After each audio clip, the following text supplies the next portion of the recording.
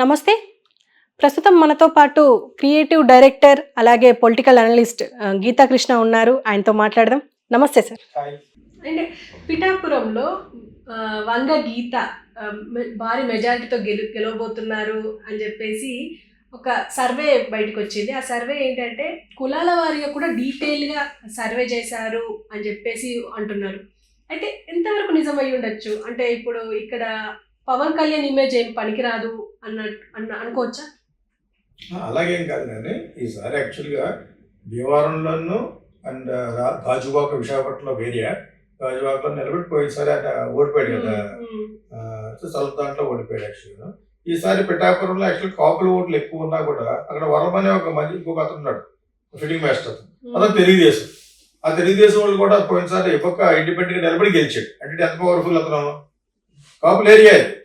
So ఈ equations లో Telugu Desam seat ఇవ్వాలి అసలు యాక్చువల్ కదా. కానీ ఈ కూటమిలో పవన్ కళ్యాణ్ కావాలని అడిగాడు. కూటమి అంటే ఏంటి? జనసేన, టీడీపీ, బీజేపీ 90-80% ఉంటారు కదా. టీడీపీ ఏది జనసేనకి ఇచ్చినా కూడా టీడీపీ క్యాండిడేట్కి ఇవ్వాలి. అప్పుడు ఏం చేయాలి? ఆ వరమనే అతను ఉన్నాడు కదా, అతను జనసేనలో చేర్చుకుని జనసేన ఇవ్వాలి. కానీ అతనికి ఒక సీట్ కావాలి కదా. ఇక్కడ నిలబడ్డాడు. నిలబట్టి ఏంటి, అదే కమ్యూనిటీలో ఉన్న ఒక సీనియర్ లీడర్ వంగగీతకి ఇచ్చారు. ఆవిడే కాపే లేకపోతే పవన్ కళ్యాణ్ సినిమా ఫీల్డ్లో ఉన్నాడు, మన దగ్గర ఏం ఆడతాకి వెళ్తాం అంతతో మనకి ఎలా అవైలబిలిటీ ఉంటాడు అంటే ఇల్లు కూడా తీసుకున్నాడు.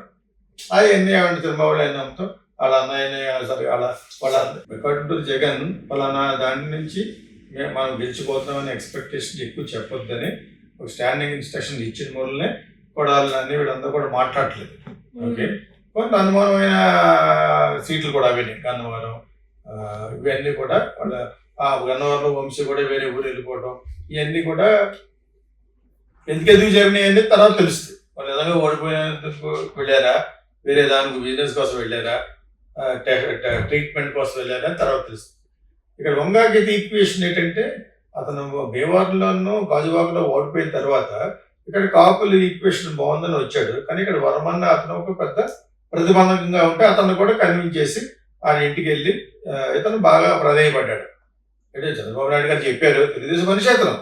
చంద్రబాబు నాయుడు గారు చెప్పినా కూడా మరి అతను కన్విన్స్ అవ్వాలి కదా. అతనికి మేమంటూ పవర్లోకి వస్తే నీకు మంచి పోస్ట్ ఇస్తాం అని చెప్పి పవన్ కళ్యాణ్ కూడా వెళ్ళి వాళ్ళ ఇంటికి వెళ్ళి బతిమాలుకొని ఒక లెవెల్కి పట్టుకొచ్చారు. ఇవన్నీ ప్రజలు చూస్తేనే కదా వరమ వేసే ఓట్లన్నీ ఎదురుగేస్తారు. కన్వర్ట్ అవ్వాలి, నేను అతను కలిసి ఉన్నామని. ఆ కన్వర్షన్ అనేది సిన్సియర్గా జరిగిందా జరగలేదా అనేది కూడా నాకు తెలియదు. ఎందుకంటే వంగగీత కూడా సీనియర్ కాపు. ఓకే, సో తను అప్పుడప్పుడు అన్న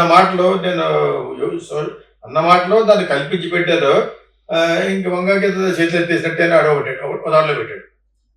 ఆవిడ వచ్చి చెప్పినట్టు ఎంతైనా కష్టం పవన్ కళ్యాణ్కి. ఆ వరం కూడా ఇతనికి హ్యాండ్ ఇచ్చాడు, జగన్ కొనేశాడు. ఒకటి కాదు, ఇవన్నీ కూడా ఫాల్స్ ప్రెడిక్షన్స్. అక్కడ ఏదో డిప్పు లేదే పొగలా అని నిజాలో నాకు మటుకు తెలియదు, మనకు ఉంటే కానీ తెలియదు కదా. మనం కూడా ఎగ్జిట్ పోల్ లెవెల్స్లోకి వెళ్ళి రీసెర్చ్ చేస్తే వాళ్ళందరినీ పర్సనల్గా కలిస్తే కొంతమందిని ఒక్కొక్క కాన్స్టిట్యూన్సీలో అట్లీస్ట్ 1 డే మనం గడపగలిగితే అప్పుడు మనం చెప్పగలం. కానీ లేకపోతే వెరీ డిఫికల్ట్.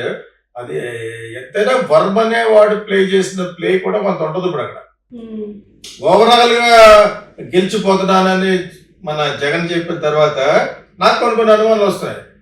నిజంగా ఓడిపోయి క్యాండిడేట్ ఉన్నారు కొంతమంది, వాళ్ళు కూడా గెలుస్తాడేమో. లేకపోతే ఏ విధంగా చెప్తాడు?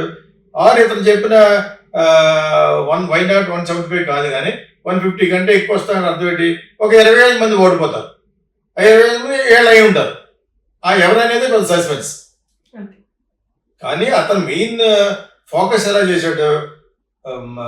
మంగళగిరిలో లోకేష్, ఇక్కడేమో పిఠాపురంలో పవన్ కళ్యాణ్, అక్కడ కుప్పంలో చంద్రబాబు ఓడిపోవాలని అనుకుంటాడు. వీళ్ళు అదే స్ట్రాటజీలో ఉంటారు. అక్కడ నిలబడుతున్న కడపలో నిలబడుతున్న వాళ్ళలో తెలుగుదేశం వాళ్ళే గెలవాలి, వీళ్ళ ఓడిపోవాలి. వాళ్ళు గెలవాలనే దానికంటే ఎక్కువ జగన్ కూడా ఓడిపోవాలి. నీ పులివందలనే నువ్వు ఓడిపోతున్నావు అనేది వాళ్ళు అక్కడ డబ్బులు ఖర్చు పెడతారు. ఎవడో తక్కువ తెలియదు. చంద్రబాబు నాయుడు ఆర్డినరీ పార్టీ కదా, ఎంతో కాలం చేసింది, చాలా సీనియర్. అతను కూడా ఒక క్యాటర్ ఇది ఉంది, కొంత ఓట్ బ్యాంక్ ఉంది. అందులో ఒక ఎమాచ్యూరిస్గా ఉన్నది పవన్ కళ్యాణే. ప్లస్ దానికి తోడు ఎక్కడ గెలవలేకపోయాడు కాబట్టి అందులో లీన్ అయ్యే దాని మీదటే. అంచేత వీళ్ళు కూడా అది ఎక్కడ నిలబెట్టుకున్నారు తప్పితే ఎప్పుడు కూడా ఇండిఫరెంట్గా ఉన్నట్టుగా ఎక్కడ లేదు. It is not that easy for us to predict. ఇటు వంగాగీత కానీ పవన్ కళ్యాణ్ కానీ, నేను సిన్సియర్గా నాకు ఆమె కూడా ఫ్రెండే, నా ఇంటి పక్కన ఇల్లు కూడా ఉండిద్దాను కాకినాడలో.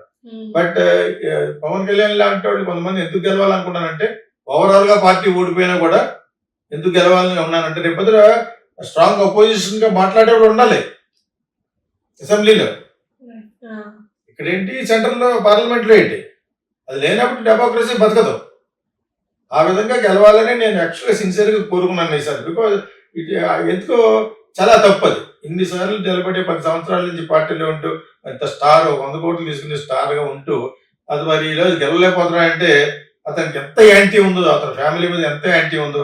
అది చిరంజీవి వలన బ్యాట్ అయిపోయారు, చిరంజీవి వలన అతనికి బ్యాట్ అవ్వలేదు. అతను 18 సీట్లు గెలిచాడు కదా, కానీ అతను మళ్ళా పార్టీ వెళ్ళి కాంగ్రెస్ లో కలిసిపోవడం అనేది కాపులకు నచ్చలేదు.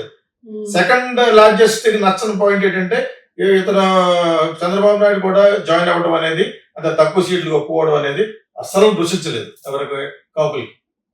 ఈ 2 పాయింట్ల వల్ల చాలా చాలా నష్టం జరుగుంటుంది. అయినా అతనికి ఒక సీట్ అయినా గెలవాలి అంటే గెలుస్తారు.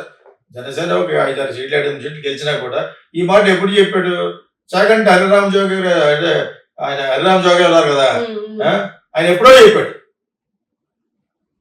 ఆయన ముసలాయన పళ్ళు ఊడిపోయి ఉన్నా కూడా బట్ 4-5 గెలుస్తారు. ఎందుకన్నాడు అంటే, ఇతని మీద మరి 27% కాపులు ఉన్న వాళ్ళు చాలా సీట్లు రావాలి, కానీ వాళ్ళకి ట్రస్ట్ పోయింది, కాపులకి ఒక నమ్మకం పోయింది వీళ్ళ ఎంటైర్ ఫ్యామిలీ మీద. అదర్వైజ్ వాళ్ళు ఎంటైర్ ఫ్యామిలీ చేసినా కూడా నాకు ఏ క్యాస్ట్ కాదు అన్ని క్యాస్టులు కావాలని అంత ఔదార్యంతో మాట్లాడాడు ఎవరు, పవన్ కళ్యాణ్. ఆ ఔదార్యం కాదు, అది అమాయకత్వం. అది నాకు మెయిన్ ఎస్టీలు, దాని తర్వాత నెక్స్ట్ పెద్దపేట కాపులే అని చెప్పాలి. అప్పుడు ఇంట గెలుస్తావు, ఇంట గెలిచి రచ్చ గెలవాలి. అది నేను చాలాసార్లు చెప్పాను, అర్థం చేసుకోలేదు. నువ్వు అలాగే అప్పుడే తను కాపులు వేసి వాళ్ళు వేయరు కదా. ముందు నీ యొక్క సెటిల్మెంట్ చేసుకోవాలి. ఎస్టీలు బట్టుకు జగన్ లాగే వాళ్ళు మీకే మెయిన్. దాని తర్వాత ఈ క్యాస్ట్ కూడా దెబ్బతిని ఉంది ఆర్థికంగా, అంటే దాన్ని నెక్స్ట్ పెట్టుకుంటాను. మిగతా చోట బిలో పవర్టీ లైన్లో ఉన్న బ్రాహ్మిన్స్ అందరికీ చేస్తాను అని మాట్లాడాడు 4 మాటలు. అలా మాట్లాడాలి కానీ నాకేం రాజ్దీప్ సందేశం వచ్చినప్పుడు కూడా నేను రాజమండ్రిలో you are I copy you are expecting that అంటే నాకు వాళ్ళు ఎవరన్నా ఇదేమి లేదు, నాకు అందరూ సమానం. ఎవడేస్తాడు నీకు అలాగంటే ఎవరేస్తారంటాను. అలా మాట్లాడడం తప్పున్నారా? ముందు నీ ఇంట్లో గెలిచి ఎప్పుడు ఎస్టీలు వదలకుండా, ఎస్టీలు ఎందుకు వదలకూడదంటే వెనకబడేవారు కాబట్టి. దాని తర్వాత బిలో పవర్టీ లెవెల్ ఉన్న వాళ్ళు ఎవరు అందరూ నాకు కావాల్సిన వాళ్ళే అన్నారు. ఒక్క కాపుని అనుకుంటా అని ఆ కాపులు నేను ఎలా వదులుకుంటాను, ఆయన బేగే కాపు. ఈ రోజు నన్ను మోడీ గారు గౌరవిస్తారంటే కారణం బికాజ్ యువర్ కాపు. ఎప్పటికైనా నువ్వు పనిచేస్తావు, ఒక కాపుని పక్కన పెట్టుకున్నావు. ఇప్పుడు రేపు పొద్దున గెలిస్తే ఆల్రెడీ చెప్పాను, మళ్ళీ చెప్తున్నాను, కూటమి గెలిస్తే సీఎం పవన్ కళ్యాణే. అది ఆల్రెడీ మీకు ఇంకో ఛానల్లో చెప్పాను. మోడీ గారి స్ట్రాటజీ ఏంటంటే తెలుగుదేశాన్ని పైకి రానివ్వడం.